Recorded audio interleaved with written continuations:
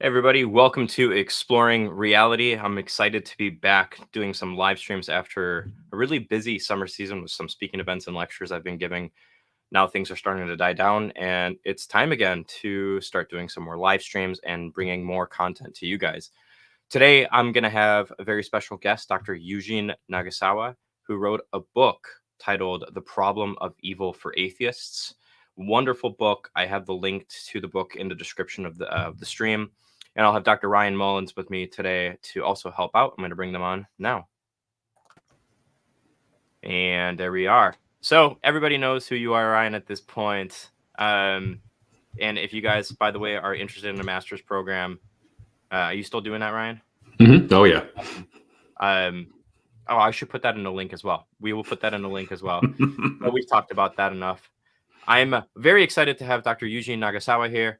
I usually have a physical copy of a book that I'm poor, and this time I couldn't afford the physical copy. So just pretend I'm holding a physical copy of this book titled The Problem of Evil for Atheists. In fact, what I'll do is, while you're introducing yourself, Dr. Nagasawa, I'll just put a picture of the book on the screen for people. So yeah, why don't you tell us about yourself, Dr. Nagasawa, and where you came, where you're from, and what we're going to talk about today. Sure. So I'm Yujin Nagasawa. I'm currently professor of philosophy and Kingfisher College Chair of the Philosophy, Religion, and Ethics at the University of Oklahoma in the U.S. Before coming to Oklahoma, I came to Oklahoma at the end of last year, and previously I taught at the University of Birmingham for 18 years. So my time in the UK overlapped with Ryan a little bit, and we were together at some conferences. I specialize in the philosophy of mind and the philosophy of religion. So I have written books and papers about the problem of consciousness, panpsychism and cosmopsychism, the problem of evil, the existence of God, miracles, and so on. And so this is my latest book that you introduced, The Problem of Evil for Atheists. I have received my copy only a couple of days ago. I heard that's how it goes. Ryan, you're having the same issue with your book. I finally got my copies yesterday. So yeah. Yeah, because it's published by OUP, Oxford University Press, and it has been published in the UK, but not in the US yet. Mm-hmm. So they have to send from the UK. This book is an open access publication, thanks to the John Templeton Foundation. Yeah. So you can download the entire book online. So if you go to OUP's website and search The Problem of Evil for Atheists, you can find this book, and you can download the whole thing. So you don't need to purchase it. If you buy it, it's quite expensive. I think it's around $100. Yeah, that's why I couldn't afford the physical copy. Yeah. Awesome. Well, I'm really excited to talk about this book. I'm not gonna lie, Dr. Nagasawa or Yujin. When I first saw that this book was coming out, I was a little skeptical about it just based off the title. And I was just really pleasantly surprised, and I really enjoyed the book as I was reading it. So kind of as some background information, what inspired you to write this book? What was the thought process going into this?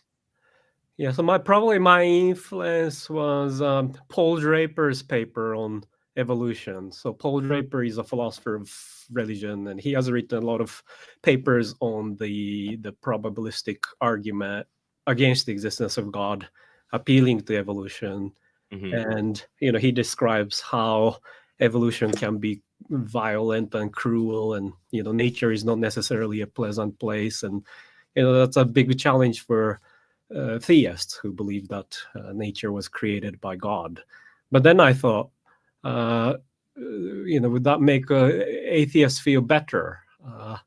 No, because my impression is that many atheists are some kind of optimists. There are very few pessimistic theists like Schopenhauer and David Benatar.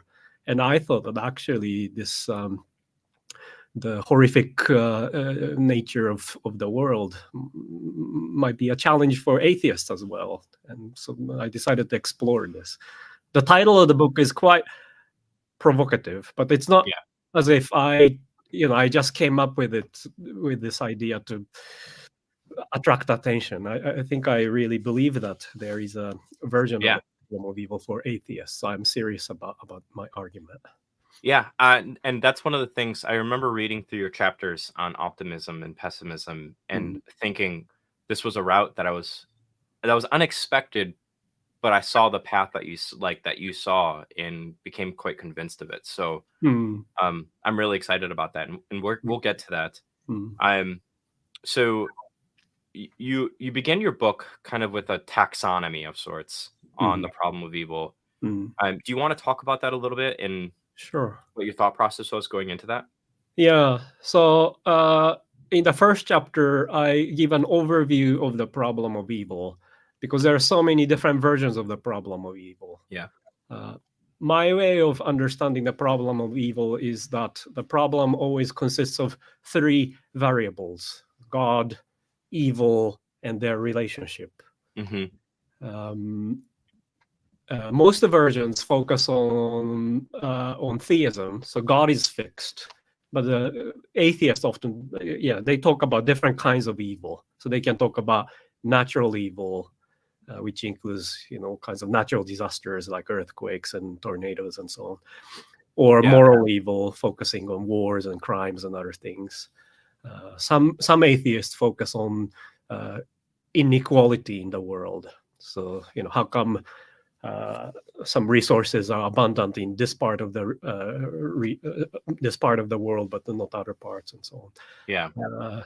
So you can adjust this second variable, evil, by assigning different values, and you can create different problems of evil. And also you can assign different values to the third variable, which is the relationship between God and evil. So J.L. Mackie, he introduced the logical problem of evil in his paper published in 1955. And in that paper, he says that the existence of God and existence of evil are logically incompatible. So that's why it's called the logical problem of evil. But in recent years, many philosophers, including atheists, tend to say that actually the incompatibility between God and evil is not that strong. It's not like P and not P. God and evil, if they are incompatible, their incompatibility is more subtle. So these days, often atheists claim that evil is not logically incompatible with God, but it's still very strong evidence against the existence of God. Yeah. It's funny you bring that up, because Ryan and I have been experiencing a resurgence of the logical problem of evil on the internet spheres. Would you say pop level sphere still, probably, Ryan? Yeah. So it's interesting you say that, because I would agree that the logical problem of evil doesn't work, but there's been a resurgence in it. So there is a standard narrative of the history of the debate on the problem of evil. And this, according to the standard narrative, there's Mackie's logical problem of evil. And then Alvin Planting, a Christian philosopher, he introduced the free will defense, which is an objection to the logical problem. And many people believe that the free will defense successfully refutes the logical problem. And that's why William Rowe, another atheistic philosopher, introduced the evidential problem of evil, which is not vulnerable to the free will defense, and it's more modest. But you can question that. I think the logical problem of evil is still quite forceful. Obviously, you need many different steps in the formulation of the problem, because again, God and evil is not like P and not P. So in order to derive a logical inconsistency, you need many different steps. But correct. Yeah. And one of the things that I appreciated in your taxonomy was the thing that because I've never really seen this brought up too much or given much attention, but you brought up in your taxonomy about how in some religious traditions, this demarcation between natural evil and agent-based evil might not actually be a true demarcation given a particular religious view. And Ryan, you already know this, but one of the things that I've been playing around with is given Christian theology. If you hold to like divine council theology, I don't know how familiar you are with like ancient Near Eastern studies or anything like that, Eugene. But at least early Israelites, for instance, believed that a lot of the causes of natural disasters were actually the result of like rebelling gods. And so I was really interested in the fact that you brought that up and actually gave plausible attention to that. Because in the philosophy of religion, one of the things that I've noticed is the moment you kind of go away from philosophy and enter into the sphere of theology, people tend to look at you kind of like you're a whack job. So I just as a Christian, I really appreciated that. So I thought it was really cool that you took that seriously. Yeah, in response to the logical problem, you could say, okay, maybe Plantinga has shown that existence of God and existence of evil are logically compatible because God has to create free human agents and free humans are responsible for wars and crimes. But what about natural disasters? And then Plantinga briefly says, it is logically possible that earthquakes and tornadoes are caused by, super powerful agents like the devil and demons and so on. But as you're saying, other traditions, there might be supernatural agents that are distinct from human beings. Or some other traditions, there are no agents, supernatural agents at all. So this distinction can be a little bit blur. Yeah. Well, Ryan, do you have anything you wanted to add in before we move on to the axiological mismatch problem? I had a question, Eugene, for you. So I think it's Justin McBrayer and Trent Doherty bring out this issue where they say that the evidential problem of evil really just collapses down to a logical problem of evil. And so the idea is this. So like Rowe's argument is presupposing that it's not possible for God to exist and for gratuitous evils to exist. So you're really just going back to a contradiction. And I've never quite known what to do with that. So what do you think about this issue?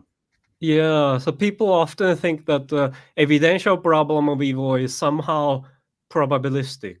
But if you read his old paper carefully, his argument is a deductive argument. So the conclusion is that, basically P and not P in a subtle way. So it's not like purely probabilistic argument.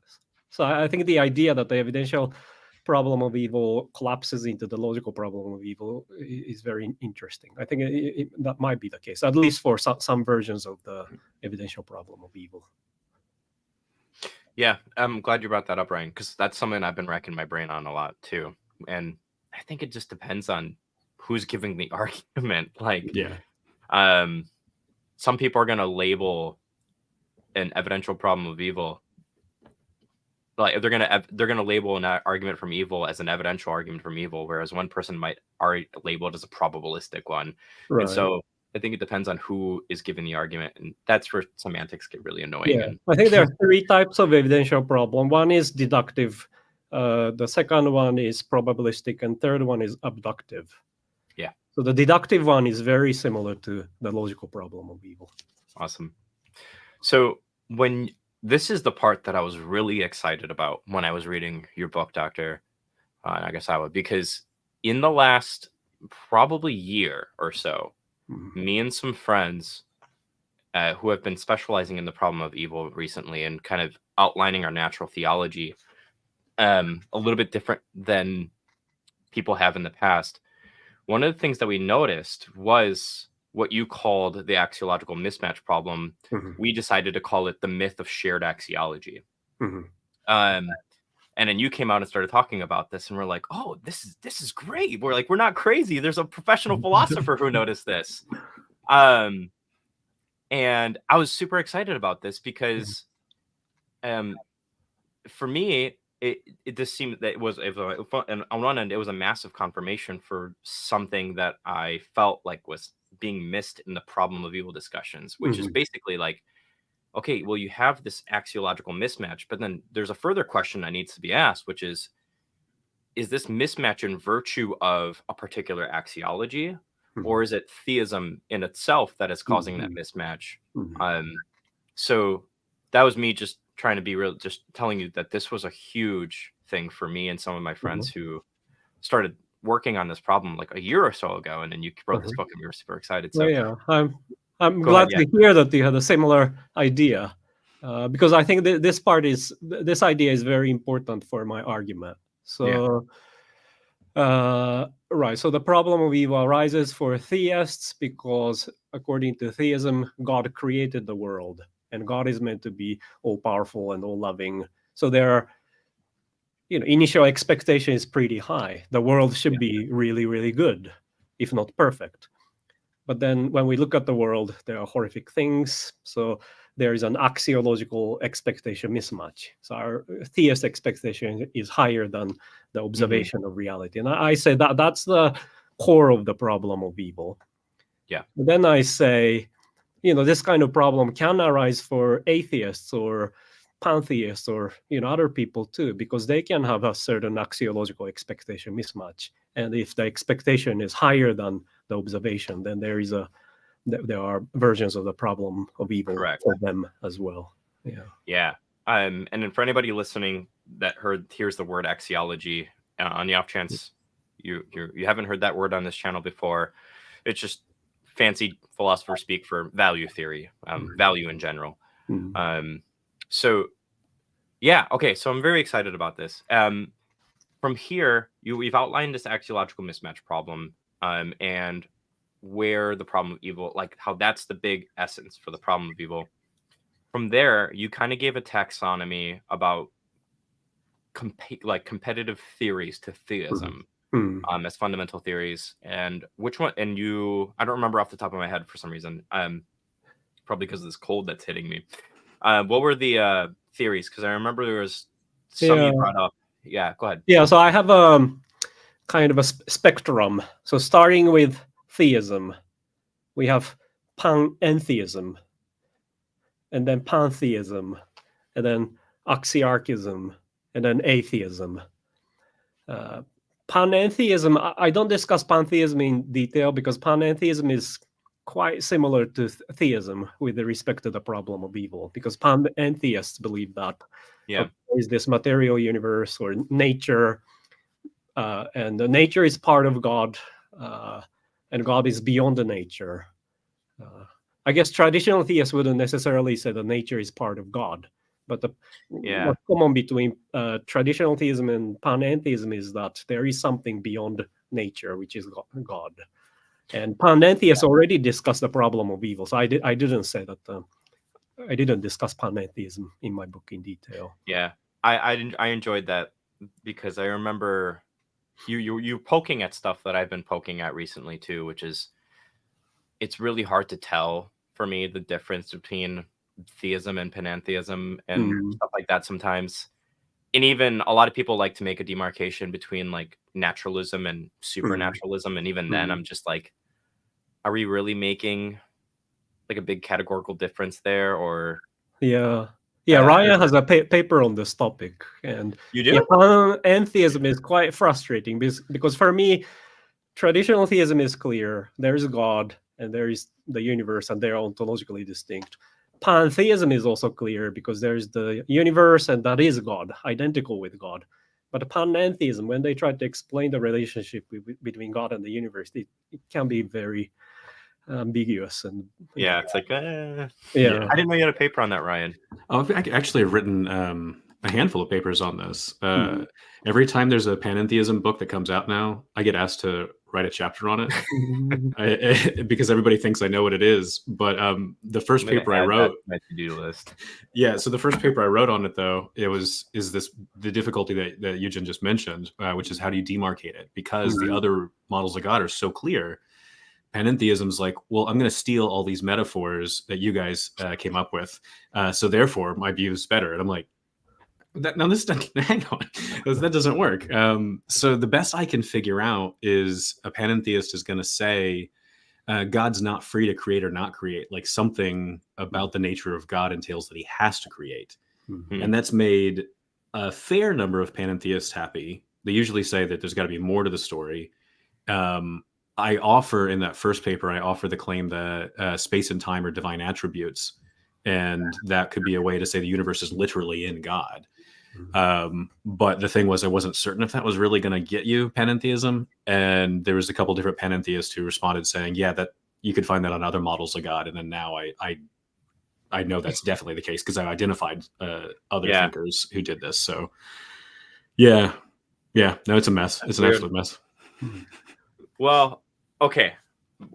The next thing that I wanted to bring up was because to me it seems like one of the best competitors to theism is axiarchism. And you brought up axiarchism as one of the competitive theories, and so and then from there on that's where we actually start doing the comparison between theism and all these competing theories with regards to the problem of evil. Yujin, can you explain to us what you take axiarchism to be really quickly, just for the audience? Yeah, so axiarchism is a very unusual position. It's almost like atheism, but it's slightly different. So let's say, we wonder why there is something rather than nothing. And when we try to provide a causal explanation, then, we can say, oh, there is something because there is this cause.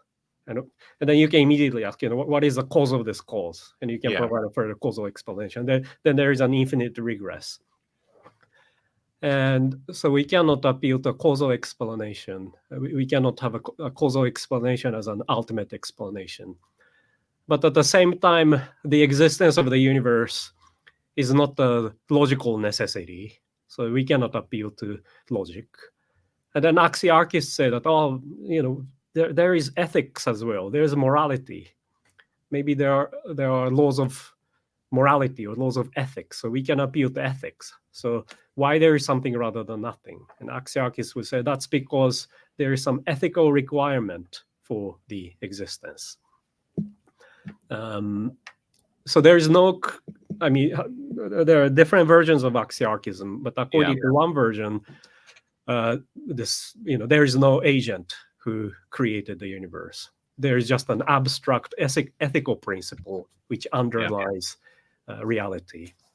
It's a bit unusual view, but there are some quite prominent proponents or people who are quite sympathetic with this view. I remember when I first came across axiarchism, I was like really confused by it. Like, how can this be a thing, kind of a thing? But I've come to grow fond of it as a competing theory to theism. Yeah, if you like the ontological argument for the existence of God, you might be able to see how axiarchism might be motivated. So traditional theists say that God exists because existence is great. God is the greatest possible being, so God should, of course, exist. And a similar thinking is going on in axiarchism too. So the greatness or axiological value underlies existence. So that things exist because it's good that they exist.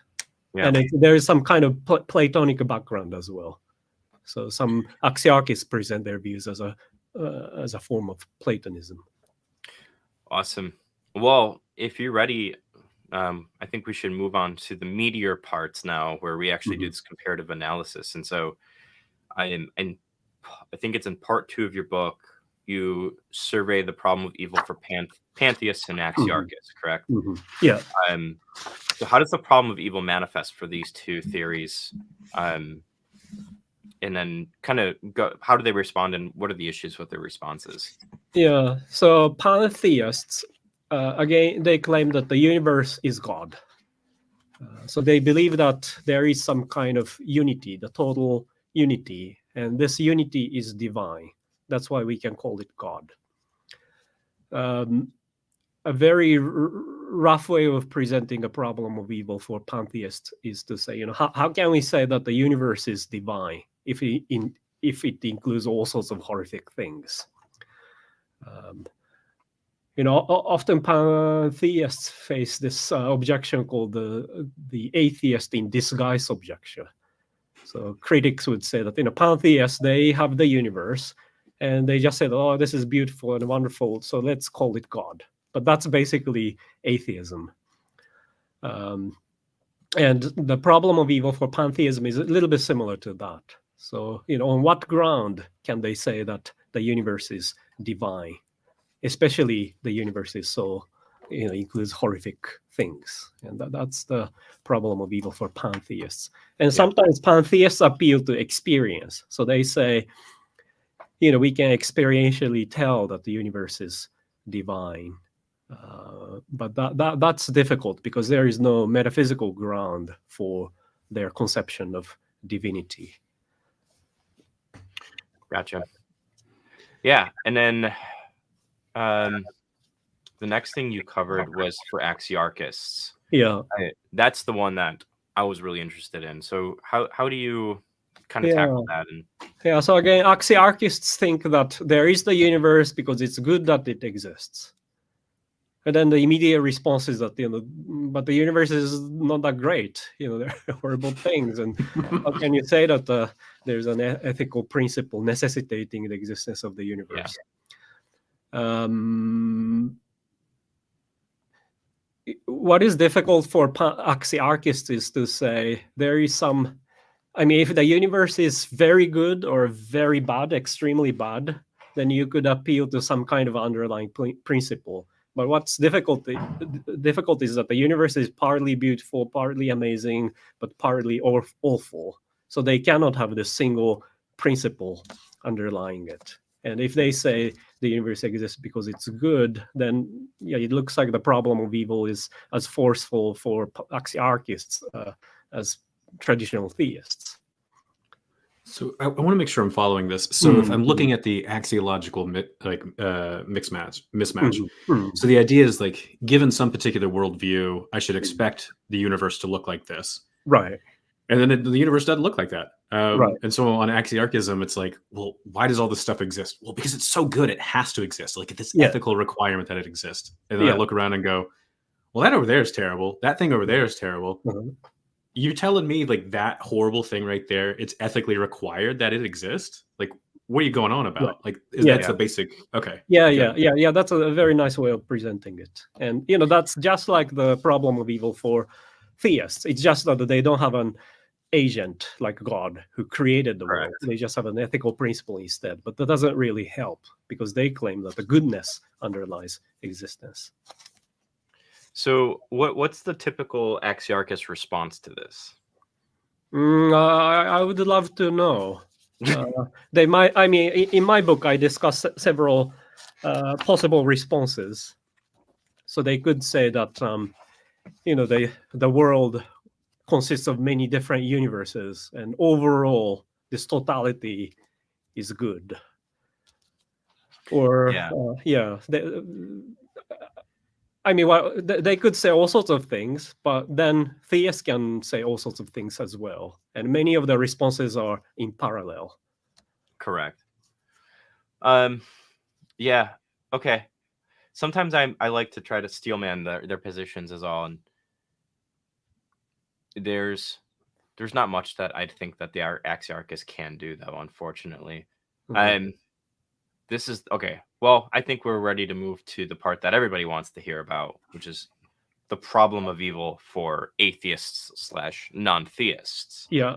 So a little bit related to that point, I think it's important to emphasize that, pantheists or axiarchists, these people, they can try to respond to the problem of evil.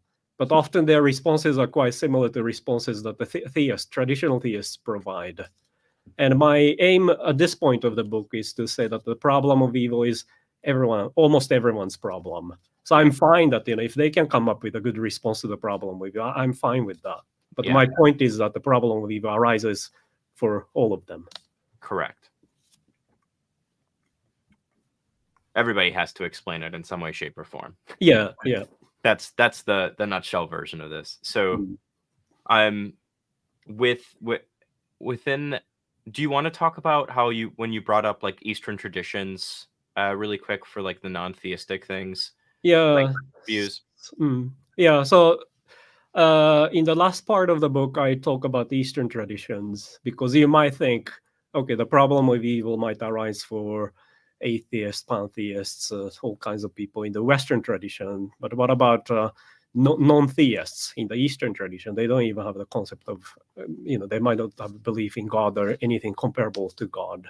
Yeah. So I discuss basically the Buddhist tradition in Japan, and they tend to focus on impermanence. So according to Buddhism, impermanence is one of the three marks of existence. So everything is impermanent. And then if you look at the literature on natural disasters in the medieval Japanese philosophy, you can find many descriptions of pain and suffering, which are very similar to how Western thinkers describe the problem of evil. So I try to relate the problem of evil with what they discuss. And then I say, even for them, something like the problem of evil arises. They do face the problem of axiological expectation mismatch, because when these horrific events happen, they are shocked. They are surprised that suddenly people die or the whole town was destroyed, and that's because they have a certain expectation of reality which doesn't match their observation. Correct. Yeah, I just wanted to bring that up so that way people, because you brought up Eastern traditions after you talk about optimism, systemic evil, and all this other stuff. But I figured just for the sake of the audience, we can kind of lump the two together between an atheist and other non-theistic traditions and stuff like that. Yeah, because there are non-theists. So probably these medieval Eastern thinkers, they are not necessarily atheists. They are not saying that God doesn't exist. Yeah, they don't even have a theism in mind. But they are non-theists in the sense that in their ontology there is no God as the creator of the world. Yeah. So with that out of the way, in chapter 5, you introduced this concept of like systemic evil. What do you mean by this phrase? Right. And why is it significant for our assessment for the problem of evil for atheists and non-theists? Good. So that's so now I want to formulate the problem of evil for atheists specifically. And the first step is, as you mentioned, to formulate the problem of systemic evil. And initially, this is just a problem for traditional theists. And it focuses on evolution and natural selection. So evolution, natural selection underlies our biological existence. But this system necessitates pain and suffering for uncountably many animals and humans. So I tend to think that nature is violent, cruel, unfair, and so on. And it's not just that there are contingent events that are horrible. So we are not talking about just crimes and occasional earthquakes and so on. I say that there is this biological system which guarantees pain and suffering. And this is a significant challenge for theists, because theists believe that the God created nature, and this nature seems to be fundamentally evil. It's not as if we are bad people, we sometimes do bad things. It's not like that. The system seems to be quite horrific. So that's the first step. So this is what I call the problem of systemic evil. Gotcha. And just so that way, to reiterate things and make sure we're on the same page, it's not just the fact that evolution is oh my gosh, I'm losing my words here. Evolution's not just this, the strong survive and the weak die and get used type of thing. It's the fact that there's a system in place that actually makes that true. Yeah. Much like an analogy that I always like to give when to explain this kind of stuff is like, if you were to say Than is a good father, but I have systems in place in my family unit that make it such that my kids live horrible lives. I'm not doing anything in particular in this instance, but the fact that I've put a system in place that makes it such that my kids are not allowed to eat for like besides a 20-minute window, right? That system in place is really unexpected on the condition that proposition Than's a good father is true. And that's really what we're trying to highlight here. Yeah, correct? yeah. So we are not just talking about contingent events. So Correct. when you look at the wars and crimes, you could say, oh yeah, there are free human agents and they are responsible. But you can, if the system is bad, they are not entirely responsible. And obviously, humans are not responsible for the existence of the system itself. Correct. So yeah, similar to your analogy, if you live in a country where you have a horrific legal and social system, and then bad things happen in this kind of country, and free humans are partly responsible, but the system itself is very, very bad because it underlies the society that they have. Awesome. And then, okay, so we have this problem systemic evil established now. From there, you discuss this thing called optimism and its relationship with axiology. So what is optimism, and how is this related to the problem of evil for atheists and the systemic evil? Right. So now I want to create an axiological expectation mismatch for as many people as possible, including atheists. So that means that I should present a very minimum version of optimism. So I focus on, I think I used the term like moderate optimism. And this view says that the world is overall and fundamentally not bad. So it's a very modest version of optimism. So there are, a lot of horrible things, but overall and fundamentally, the world is not bad. And I would say many atheists would agree with that. They would accept this kind of view. And then there is an axiological expectation mismatch, because the existence of evolution and natural selection suggests that the world seems to be fundamentally bad and overall bad. It's guaranteed that there is pain and suffering all the time. So there is an axiological expectation mismatch for almost everyone who are willing to accept moderate optimism. And of course, there are pessimists. So some atheists are pessimists. So they would say, yeah, the world is really horrible. We live in this horrific universe. And of course, evolution is really, really bad. And, I think that kind of view is very consistent. So I said the problem of evil doesn't arise for them because they don't face the problem of axiological expectation mismatch. But my impression is that most atheists are some kind of optimists. I haven't met many atheists who embrace extreme pessimism. So I say for them, there is a version of the problem of evil, specifically the problem of systemic evil. So what would you say, and if you don't want to jump here, we don't have to, it's just on top of my head now. What would you say to the atheist that doesn't want to embrace moderate optimism and instead is a pessimist? Would you try to argue them into optimism, or what would you be like? No, I would just say their position is consistent. I kind of respect atheistic pessimists because I think atheism and pessimism, they are very much compatible. Yeah. And I'm inclined to think that theism and optimism, they are arguably compatible. But if you try to have optimism and atheism, that's probably the most unstable position. Yeah. So what are some of the reasons why somebody should accept optimism? So there are various reasons to think that many atheists are optimists. I mean, one is just anecdotal. So even like Richard Dawkins would say that, we should be grateful that we are alive. We can appreciate the beauty of nature and so on.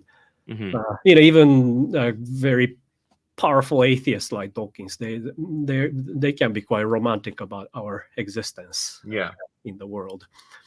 And also there is a lot of empirical research suggesting that most people are optimists, and optimism is very persistent. So even when people encounter horrible events, they after a few weeks, a few months, they recover optimism. And people are consistently optimistic about almost everything, about natural disasters, crimes, divorce, and everything. So there are some empirical reasons to think that most people are optimists. Yeah. And then you talk about some psychological reasons in the book as well. Psychological reasons. What did I say in the book? I relate to that very hard. There might be some evolutionary reasons why we tend to embrace or persist with optimism. Mm-hmm. But also people want to think that, there are some psychological barriers to accept pessimism even among atheists, because people don't want to think that we live in such a horrific place. But again, my starting point is this horrific nature of evolution. When I learned about evolution, I thought this is very, very depressing, and I didn't know that we live in such a horrible place. And that's like creates an existential concern for me, whether I'm a theist or atheist. So there is this psychological force in realizing how horrific the biological sphere seems to be. Awesome. So from there, we kind of have the setup now. Mm-hmm. The last thing I wanted to ask about is you talked about emotive elements for this, right? And you brought up something called the apology paradox. So right. This was in chapter 7. Can you kind of outline this and how it all relates then? Right. Okay. Yeah. Maybe that's what you meant by psychological ground of optimism. Yeah. So let me try to remember that part of the book. So I talk about the apology paradox because that seems to be kind of similar to the problem that I'm raising. So let me explain what the apology paradox is. So the apology paradox is about historical injustices. So, there have been a lot of bad things like slavery, wars, and so on. And if you are a politician, you might want to apologize for the historical injustices. But what is strange is that your existence might be dependent on these historical injustices. So how can you say sincerely, these things should have never happened? The difficulty is that if you erase these historical injustices, so let's assume that you are from Poland and your grandparents met during the World War II, and if there had not been the World War II, then your grandparents wouldn't have met, which means that you couldn't have existed. So how can you say sincerely that there shouldn't have been World War II? Because if you eliminate the World War II from history, it eliminates your existence. So on the one hand, you want to say, okay, I'm grateful to be alive. It's a great thing that I'm alive. But at the same time, those things should have never happened.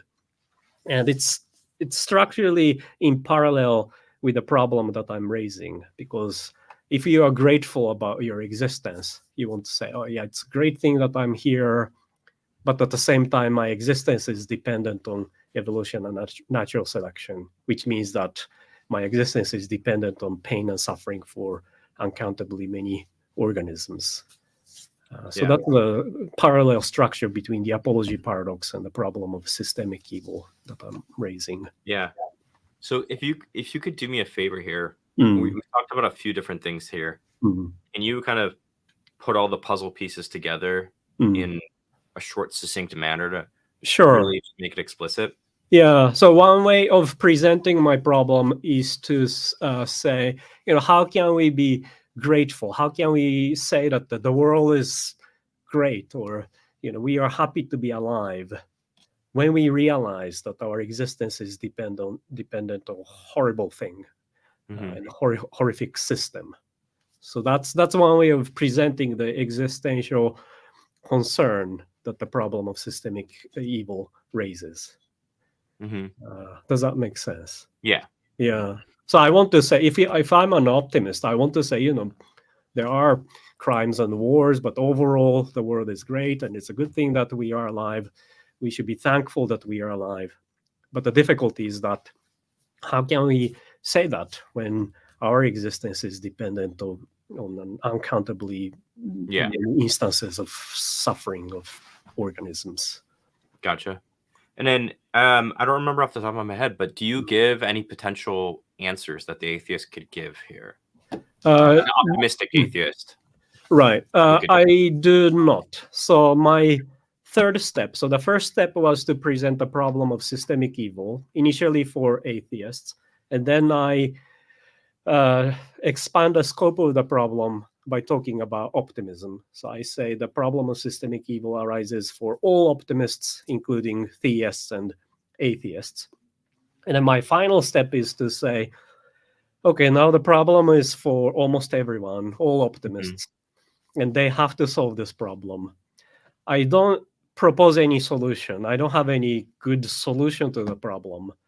But I argue that now, when everyone faces a problem of evil, theists, or at least supernaturalist theists, they are more advantaged than atheistic naturalists, because a theist's supernaturalistic resource is much bigger than atheist's naturalistic resource.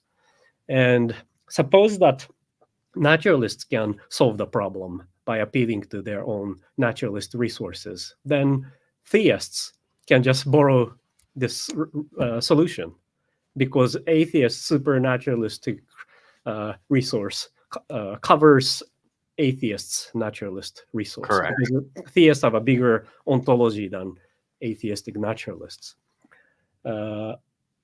And on the other hand, suppose that theists can solve the problem of evil by appealing to their supernaturalistic resources.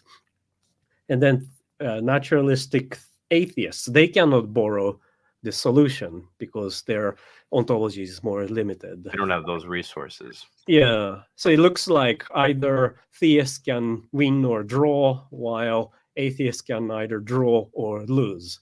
So theists are more advantaged than atheists. So I don't say that there is a good solution. I don't propose any specific solution to the problem. Yeah. But I say that in terms of responding to the problem, theists are more advantaged than atheists, which I thought was interesting, because typically the problem of evil is presented as an argument against theism or argument for atheism. Yeah. Ryan, you got something? It looks like you got your face. Yeah, so I'm just thinking of like the standard story we tell in like an introduction to philosophy of religion. Mhm. It's where you go, here are all the arguments for the existence of God, and you're like, okay, God probably exists, and then you put in the problem of evil, and you're like, oh, okay, now the probability's gone down a lot. Right. And atheism, it's really going up. And what you've done is just kind of gone, it's actually way more complicated than that. So I find it really fascinating. Yeah, thank you. Yeah, that's a nice way of presenting. Actually, when I teach philosophy of religion, I exactly follow the same standard structure. So starting with all the argument for the existence of God, like the ontological argument, the cosmological argument, and now let's have a look at the arguments against the existence of God. Yeah. And of course, the first one is the problem of evil, which is even most theists would agree that this is probably the most significant challenge for theism. But as Ryan says, I said, it's not that straightforward, because the problem of evil is much deeper than how people typically characterize it. So there might be versions of the problem of evil for atheists as well. Yeah, because I guess what I find so fascinating about it is typically the problem of evil, it's like this unique problem that only theism has. Yeah. And you're just like, it's not unique. We've all got it. Do you even feel optimistic on just any day of the week? Well, you're going to have this problem too. Yeah. So, and I think you're right. Like when you ask most people, do they feel optimistic? Unless they're really trying to be consistent, like stepping students, get those. You're the right. You're like, yeah, I'm looking forward to the weekends. I'm going to go out with my friends. That's a good thing. I'm really thankful for that. You're like, but your gratitude here is dependent upon this really horrible history. I think it has a lot of force to it. I think it's good. Yeah. So Mackie, when he presents the logical problem of evil, he says, this is a problem specifically for people who believe in an all-powerful and all-loving God. If you don't believe that, that's fine. You don't need to worry about it. But I said that's not correct. Yeah. What about like any future directions? I mean, do you see this having implications in the broader philosophy of religion circles, if any? Yeah, so one thing that I'm trying to do is to explore the idea of axiological expectation mismatch, or more broadly, ontological expectation mismatch. Because I'm inclined to think that many problems in philosophy can be presented as problems of axiological or ontological expectation mismatch. So I have written a paper linking the problem of evil and the problem of consciousness, because the existence of consciousness, like pain and pleasure and all kinds of phenomenal sensations, they are a surprise for many people, because people, especially philosophers, they tend to have a materialist or physicalist inclination. So they have this physicalist worldview, but then when they focus on phenomenal experiences, they are surprised. Consciousness is unexpected. It's not supposed to be there. And it's a little bit similar to the problem of evil. If you are a naive theist, you would think that the world is beautiful and amazing. But if you look at the world, actually, it's not that great. And how come there are horrific things? And that's why there's an expectation mismatch. And you can find similar things in other areas of philosophy as well. I'll have to share with you some of the stuff I've been working on then, because it sounds like you're looking into some very similar territories that I've been working on. Cool. Do you have anything else you want to share with us about the book, Dr. Yujin? Like, any other future work that you're going to be bringing on? You mentioned what you're thinking about. Is that going to be a book, or what else? Yeah, so I have written, as I mentioned earlier, I work in the philosophy of mind as well as the philosophy of religion. And I like to bridge these two areas. So my first monograph was called God and Phenomenal Consciousness. And I tried to link several arguments in the philosophy of mind and the philosophy of religion. And I'm hoping to write a new book on panpsychism, cosmopsychism, and traditional theism. And in that book, I try to bridge some distinct debates in two different areas of philosophy. Cosmopsychism is a crazy view. I like crazy views. Cosmopsychism says that consciousness is fundamental because the whole cosmos, the whole universe is conscious. It's not that only we are conscious. Panpsychists claim that everything is conscious, even fundamental particles are conscious, and our brains are just aggregates of these fundamental particles which are already conscious. But the cosmopsychism puts everything upside down. So it's not that little things on the fundamental level are conscious, but the whole universe is conscious. And this is kind of related to pantheism and panentheism as well. And I have written several papers on this topic, so I might expand a little bit and try to write a book on it. Well, when those are ready, let us know, because I'm very excited to read on that kind of stuff too. Yeah. Ryan, you got anything? Yeah, so I was going to say, so Yujin, when you had your inauguration lecture on that topic, my wife was there, and she loved she loved the arguments you presented, because she just thinks like panpsychism and stuff. She's like, this is nuts.